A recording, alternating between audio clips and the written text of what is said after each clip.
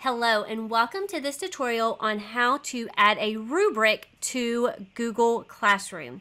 So one of the tips I have for saving time when doing this is to use AI or ChatGPT to create your rubric. And if you haven't watched that tutorial, you can see that on this assessments page of the website here.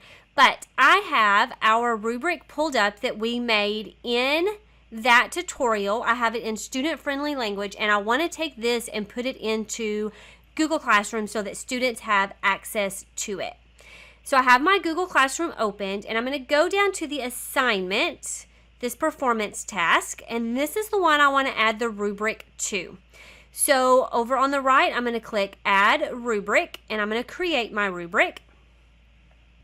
And then the reason I like to just pull this from AI is because then I can just simply copy and paste.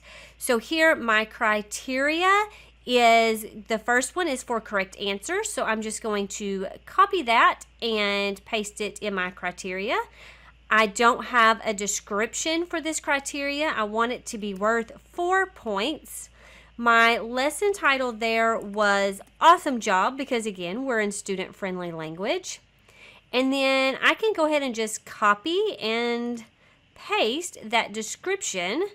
And it saves me just a little bit of time. And then I'm going to add another criteria. Going back to that rubric. This one is for clear expectations. So there is that one. This one is, I'm going to go ahead and do my 4 points. My description here, copy and paste. And so that is as easy as that. And then you might be wondering, well, what about all the other points, those 3 point, 2 point, 1 point? Well, there we're just going to click this little plus sign, and now we can add our 3 and copy that description. And I'm going to notice that's good work, so I can go ahead and put that in there as well.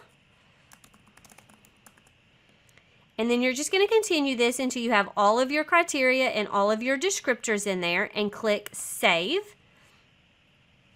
And now you can see your rubric right now is worth 8 points, and you can see that I've got my 2 criteria. They can get 8 points, and when I'm grading, I have this right here ready to use. It's also available so that my students know exactly what I expect. So I hope this little tutorial was helpful for you in adding a rubric to your assignments in Google Classroom.